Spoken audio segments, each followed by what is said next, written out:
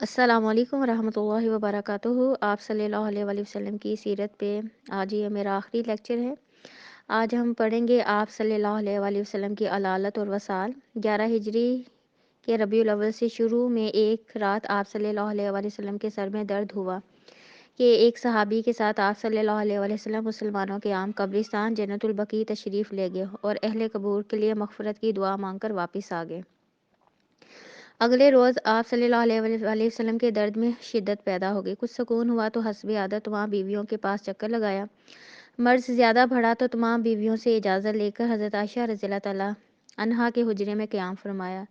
جب تک چلنے پھرنے کی قوت رہی مسجد میں آ کر نماز پڑھاتے رہے۔ ایک دن نماز پڑھانے کے بعد بیٹھ گئے اور فرمایا، اللہ تعالیٰ نے اپنے ایک بندے کو اختیار فرمایا ہے، خواہ وہ دنیا کی نعمتوں کو قبول کرے یا اللہ کے پاس آخرت میں جو کچھ ہے اسے قبول کرے، لیکن اس نے اپنے اللہ کی ملاقات کو ہی پسند کیا۔ یہ سن کر حضرت ابوبکر صدیق رضی اللہ تعالیٰ عنہ رو پڑے۔ وہ سمجھ گئے کہ آپ صلی اللہ علیہ وآلہ وسلم ہی وہ بندے ہیں جنہوں نے دنیا کی نعمتوں کو چھوڑ کر وہ اختیار کیا ہے جو اللہ کے پاس ہے۔ آپ صلی اللہ علیہ وآلہ وسلم نے حضرت ابوبکر صدیق کی محبت دیکھ کر فرمایا، سب سے زیادہ میں جس کی دولت اور رفاقت کا ممنوع ہوں وہ ابوبکر ہے۔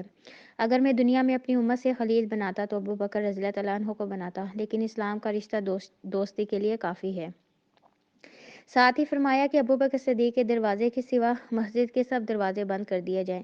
اس کے بعد آپ صلی اللہ علیہ وآلہ وسلم حضرت عائشہ کے حجرے میں تشریف لے گئے۔ اگلے دن تکلیف کی زیادتی کی وجہ سے مسجد تشریف نہ لا سکے اور فرمایا کہ ابوبکر سے کہو میری جگہ نماز پڑھا دے۔ حضرت عائشہ رضی اللہ تعالیٰ عنہا نے کوشش کی کہ آپ صلی اللہ علیہ وآلہ وسلم حضرت ابوبکر صدیق کی جگہ حضرت عمر کو نماز پڑھانے کا حکم دیں، لیکن آپ نے قبول نہ کیا اور حضرت ابوبکر کو ہی حکم دیا کہ وہ نماز پڑھائیں، اور آپ صلی اللہ علیہ وسلم نے ارشاد فرمایا کہ اللہ اور ایمان لانے والوں کو بھی یہی پسند ہے کہ میرے مسلح پر ابوبکر ہی کھڑے ہوں۔ مرض میں روز بروز تیزی آتی گئی۔ بخار کی شدت کی وجہ سے ٹھنڈے پانی کا برتن آپ کے قریب رکھا ہوا تھا۔ آپ بار بار اس میں ہاتھ ڈالتے اپنے چہرے پہ ملتے۔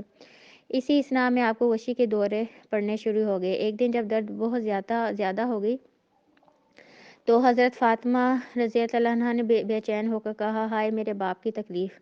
آپ صلی اللہ علیہ وآلہ وسلم نے فرمایا، آج کے بعد تیرے والد کو کبھی تکلیف نہ ہوگی۔ آپ صلی اللہ علیہ وآلہ وسلم نے حضرت فاطمہ کو اپنے پاس بلایا تو حضرت فاطمہ رونے اور کچھ کہا تو وہ رونے لگی، پھر تھوڑی دیر بعد وہ ہنسنے لگی۔ تو آپ صلی اللہ علیہ وآلہ وسلم کی زندگی میں تو حضرت فاطمہ نے نہیں بتایا۔ پھر حضرت عائشہ نے پوچھا کہ کیا ایسی بات تھی کہ پہلے تم اللہ کے نبی کی بات سن کے رونا شروع ہو گئی پھر ہنسنا؟ تو حضرت فاطمہ نے کہا کہ پہلے ابا جان نے مجھے کہا تھا کہ اب میرا اس دنیا سے رخصت ہونے کا وقت آ گیا ہے، یعنی اب میں وفات پا جاؤں گا، تو میں رونے لگی۔ اور دوسری بار فرمایا کہ آپ کے اہل و عیال میں سب سے پہلے وہی حضرت فاطمہ ان سے جا کر ملیں گی، تو میں ہنسنے لگی۔ اور آپ صلی اللہ علیہ وآلہ وسلم نے انہیں خوشخبری بھی دی کہ آپ ساری خواتین عالم کی سردار ہیں جنت میں۔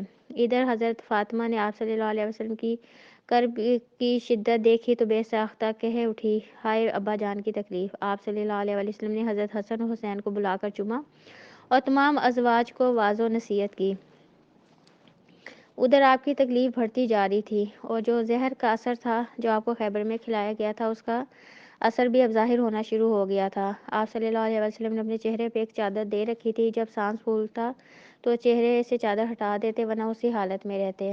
پھر آپ نے کہا، یہود و نصارہ پر اللہ کی لعنت، انہوں نے اپنے انبیاء کی قبروں کو مساجد بنا لیا، مقصود ان کے تم ان جیسے کام نہ کرنا، سرزمین عرب میں 2 دن باقی نہ رہنے دیے جائیں۔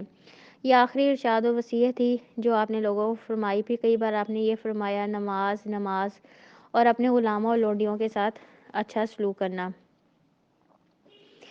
آپ صلی اللہ علیہ وآلہ وسلم کی وفات کا وقت پھر نزع کی حالت شروع ہو گئی اور حضرت عائشہ نے آپ کو اپنے سینے اور گلے کے درمیان سہارا دے کر ٹیک لیا۔ اسی دوران آپ کے بھائی عبد الرحمن بن ابی بکر آئے، ان کے پاس کھجور کی تازہ شاخ کی مسواک تھی۔ آپ صلی اللہ علیہ وسلم مسواک کی طرف دیکھنے لگے۔ حضرت عائشہ سمجھ گئی کہ آپ صلی اللہ علیہ وسلم مسواک کرنا چاہتے ہیں۔ حضرت عائشہ نے اپنے بھائی سے مسواک لی، اس کو چبایا، نرم کیا اور پھر آپ صلی اللہ علیہ وسلم کو دے دی۔ آپ صلی اللہ علیہ وسلم نے اچھی طرح مسواک کی۔ آپ صلی اللہ علیہ وسلم کے سامنے کٹورے میں پانی تھا۔ آپ پانی میں دونوں ہاتھ ڈال کر چہرہ پونچھتے جاتے اور فرماتے جاتے، اللہ کے سوا کوئی معبود نہیں، موت کے لیے بڑی سختیاں ہیں، پھر آپ صلی اللہ علیہ وآلہ وسلم نے دونوں ہاتھ یا انگلی اٹھائی، نگاہ چھت کی طرف بلند کی اور دونوں ہونٹوں پر کچھ حرکت ہوئی۔ حضرت عائشہ رضی اللہ تعالیٰ عنہ نے کان لگایا تو آپ صلی اللہ علیہ وسلم فرما رہے تھے، ان انبیاء کرام پہ، صدیقین پر، شہداء اور صالحین کے ساتھ جنہیں تو نے انعام سے نوازا۔ اور آپ صلی اللہ علیہ وسلم یہ دعا پڑھ رہے تھے، اللہم اغفر لی ورحمنی والحقنی بالرفیق الاعلی، اے اللہ مجھے بخش دے، مجھ پر رحم فرما اور مجھے رفیق اعلیٰ میں پہنچا دے، اے اللہ رفیق اعلیٰ میں پہنچا دے۔ آخری فقرہ آپ نے 3 بار دہرایا اور آپ کی روح پرواز کر گئی، ہاتھ جھک گیا اور آپ رفیق اعلیٰ سے جا ملے۔ یہ پیر کا دن تھا، ربیع الاول کی 12 تاریخ تھی اور ہجرت کا 11واں سال تھا۔ اس وقت آپ صلی اللہ علیہ وآلہ وسلم کی عمر 63 سال تھی۔ انا للہ و انا الیہ راجعون۔ صحابہ کی حیرت اور ابو بکر کا موقف۔ اس حادثے سے تمام صحابہ کرام کو ایسا محسوس ہوا جیسے ان کی دنیا تاریک ہو گئی، وہ اپنے حواس کھو بیٹھے۔ ادھر حضرت عمر کھڑے ہو کر مسجد میں فرما رہے تھے کہ آپ صلی اللہ علیہ وآلہ وسلم اس وقت تک وفات نہیں پائیں گے جب تک اللہ تعالیٰ منافقین کو فنا نہ کر دے۔ اس شخص کو کاٹنے اور قتل کی دھمکیاں دے رہے تھے جو یہ کہے کہ آپ صلی اللہ علیہ وسلم وفات پا گئے۔ صحابہ کرام ان کے گرد مسجد میں حیرت و غم کی تصویر بنے موجود تھے۔ جب ابو بکر صدیق کو اس بات کی خبر ہوئی تو وہ اپنے گھوڑے پر سوار ہو کر آئے، مسجد نبوی میں داخل ہوئے، لوگوں سے کوئی بات نہ کی، سیدھے آپ صلی اللہ علیہ وآلہ وسلم کے حجرے میں گئے۔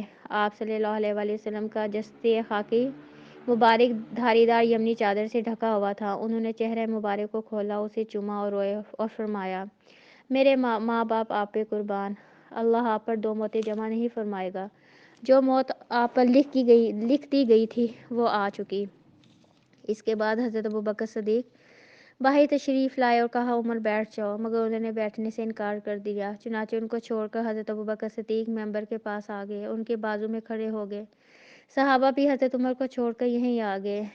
حضرت ابوبکر صدیق نے فرمایا، اما بعد، یہ سورۃ آل عمران کی آیت 144 ہے۔ اما بعد، تم میں سے جو شخص محمد صلی اللہ علیہ وآلہ وسلم کی پوجا کرتا تھا تو وہ جان لے کہ محمد صلی اللہ علیہ وآلہ وسلم کی موت واقعہ ہو چکی ہے، اور تم میں سے جو شخص اللہ کی عبادت کرتا تھا تو یقیناً اللہ ہمیشہ زندہ رہنے والا ہے، کبھی نہیں مرے گا۔ اللہ کا ارشاد ہے، محمد نہیں ہے مگر رسول، ان سے پہلے بہت سے رسول گزر چکے ہیں، تو کیا اگر ان کی موت واقعہ ہو جائے یا وہ قتل کر دیا جائے تو تم لوگ اپنی ایڑیوں کے بل پلٹ جاؤ گے؟ اور جو شخص اپنی ایڑیوں کے بل پلٹ جائے تو وہ اللہ کو کچھ نقصان نہیں پہنچا سکتا، ان قریب اللہ شکر کرنے والوں کو جزا دے گا۔ حضرت ابن عباس رضی اللہ تعالیٰ عنہما کا ارشاد ہے کہ واللہ ایسا لگتا تھا کہ لوگوں نے پہلے جانا ہی نہ تھا کہ اللہ نے یہ آیت قرآن میں نازل کی ہوئی ہے۔ یہاں تک کہ ابو بکر نے اس کی تلاوت کی تو سارے لوگوں نے ان سے یہ آیت اخذ کی، اور تب میں جس کسی انسان کو سنتا تو وہ اسی آیت کی تلاوت کر رہا ہوتا۔ حضرت عمر رضی اللہ تعالیٰ عنہ کا ارشاد ہے کہ واللہ میں نے جو ہی حضرت ابو بکر صدیق کو یہ آیت تلاوت کرتے ہوئے سنا تو جان گیا کہ یہ برحق ہے، بس میں ٹوٹ کے رہ گیا، حتیٰ کہ میرے پاؤں مجھے اٹھا ہی نہیں رہے تھے اور میں زمین کی طرف لڑک رہا تھا، اور میں جان گیا کہ واقعی محمد صلی اللہ علیہ وآلہ وسلم کی وفات ہو چکی ہے۔ خلافت کے لیے ابو بکر کا انتخاب۔ آپ صلی اللہ علیہ وآلہ وسلم کی وفات کے بعد سب سے اہم مسئلہ یہ تھا کہ ایک امیر منتخب کیا جائے جو عوام و ملک کے معاملہ چلانے کے لیے آپ کا جانشین ہو۔ اس سلسلے میں حضرت علی بن ابی طالب رضی اللہ تعالیٰ عنہ سمجھتے تھے کہ وہ جانشینی کے زیادہ حقدار ہیں، کیونکہ وہ آپ صلی اللہ علیہ وآلہ وسلم کے خاص قریبی ہیں۔ چنانچہ وہ اور حضرت زبیر بنو ہاشم کے کچھ لوگ حضرت فاطمہ کے مکان میں جمع ہوئے، جبکہ انصار نے اپنے میں سے ایک امیر منتخب کرنے کے لیے ایک اجتماع میں لوگوں کو اکٹھا کیا، اور باقی مہاجرین حضرت ابو بکر اور عمر کے پیچھے ہو لیے۔ حضرت ابو بکر عمر نے ایک جگہ حضرت ابو عبیدہ اور دوسرے مہاجرین کو اکٹھا کیا، وہاں مہاجرین اور انصار میں بحث و گفتگو ہوئی۔ انصار نے اپنی فضیلت کا ذکر کیا، حضرت ابو بکر صدیق نے فرمایا، آپ لوگوں نے جس خیر کا ذکر کیا ہے آپ لوگ واقعی اس کے اہل ہیں، لیکن عرب اس کاروبار حکومت کو قریش کے اس قبیلے کے سوا کسی اور کو نہیں جانتے، یعنی وہ قریش کے سوا کسی کو حکمران تسلیم نہیں کریں گے، وہ عرب میں نسب و گھرانے دونوں لحاظ سے افضل ہے۔ پھر انہوں نے حضرت عمر اور حضرت ابو عبیدہ کے ہاتھ پکڑے اور فرمایا، میں آپ لوگوں کے لیے ان دونوں میں سے کسی ایک کو پسند کرتا ہوں۔ اس پر انصار کے ایک آدمی نے کہا، ایک امیر ہم میں سے ہے اور ایک امیر آپ لوگوں میں سے۔ اس پر بڑا شور اٹھا، آوازیں بلند ہوئی اور اختلاف کا خطرہ ہو چلا۔ چنانچہ حضرت عمر رضی اللہ تعالیٰ عنہ نے حضرت ابوبکر صدیق سے کہا، ہاتھ پھیلائیے۔ حضرت ابوبکر نے ہاتھ پھیلایا تو حضرت عمر اور مہاجرین و انصار نے حضرت ابوبکر کے ہاتھ پر بیعت کر لی۔ آپ صلی اللہ علیہ وسلم کی تدفین۔ منگل کے روز آپ صلی اللہ علیہ وسلم کو کپڑے اتارے بغیر غسل دیا گیا۔ غسل دینے والے حضرات یہ تھے: حضرت عباس، حضرت علی، حضرت عباس کے 2 بیٹے، آپ صلی اللہ علیہ وسلم کے آزاد کردہ غلام شکران، حضرت اسامہ بن زید اور حضرت اوس بن خولہ رضی اللہ تعالیٰ عنہم۔ حضرت عباس اور ان کے دونوں صاحبزادے آپ کی کروٹ بدل رہے تھے، حضرت اسامہ اور شکران پانی بہا رہے تھے، حضرت علی غسل دے رہے تھے اور حضرت اوس نے آپ کو سینے سے ٹیک رکھا تھا۔ آپ کو پانی اور بیری کے پتوں سے 3 بار غسل دیا گیا۔ آپ صلی اللہ علیہ وسلم کو 3 سفید سوتی یمنی چادروں میں لپٹایا گیا، اس میں کرتا اور پگڑی نہ تھی۔ ابو طلحہ رضی اللہ تعالیٰ عنہ نے اسی جگہ آپ کی قبر کھودی جہاں آپ صلی اللہ علیہ وسلم نے وفات پائی تھی۔ قبر لحد والی کھودی گئی، پھر آپ کی چارپائی قبر کے کنارے رکھ دی گئی۔ 10 صحابہ کرام اندر داخل ہوتے اور فرداً فرداً نماز پڑھتے، کوئی امام نہ ہوتا۔ سب سے پہلے آپ کے گھر والوں نے نماز پڑھی، پھر مہاجرین نے، پھر انصار نے، پھر بچوں نے اور پھر عورتوں نے۔ نماز جنازہ پڑھنے میں منگل کا پورا دن اور بدھ کی بھی تقریباً آدھی رات گزر گئی۔ اس کے بعد رات کے آخر میں آپ صلی اللہ علیہ وسلم کا جسد پاک سپرد خاک کر دیا گیا۔ الحمدللہ، آج اللہ کی توفیق سے آپ صلی اللہ علیہ وسلم کی سیرت کے جو ہیں وہ لیکچرز پورے ہو گئے ہیں۔ ہم نے آپ صلی اللہ علیہ وسلم کی سیرت کا آغاز کیا تھا۔ آپ صلی اللہ علیہ وسلم کی پیدائش سے پہلے عرب کے کیا حالات تھے، آپ صلی اللہ علیہ وسلم کی پیدائش کو، اور پھر آپ نے مکہ میں جس طرح بھی زندگی گزاری، 40 سال آپ کی زندگی کیسی گزری، پھر نبوت کے ملنے کے بعد آپ کی مکہ میں زندگی کیسی گزری، پھر آپ نے مدینہ میں ہجرت کی، اور ہجرت سے لے کے آپ صلی اللہ علیہ وسلم کی وفات تک اللہ کی توفیق سے ہم نے سب کچھ ڈیٹیل سے جانا۔ اللہ تعالی ہم سب کا سننا پڑھنا اپنے ہاں قبول کرے، آمین۔ اور اگر مجھے پڑھانے میں کوئی غلط بات میرے منہ سے نکل گئی ہو تو میں اللہ کی اس سے معافی مانگتی ہوں۔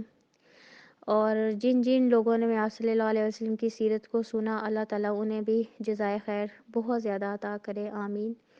سبحانک اللہم و بحمدک، اشہد ان لا الہ الا انت، استغفرک و اتوب الیک۔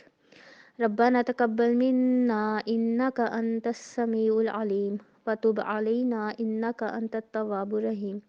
سبحان ربک رب العزت عما یصفون وسلام علی المرسلین والحمد للہ رب العالمین۔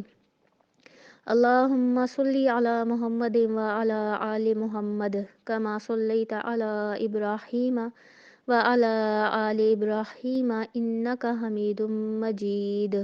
اللہم بارک علی محمد وعلی آل محمد کما بارکت علی ابراہیم وعلی آل ابراہیم انک حمید مجید۔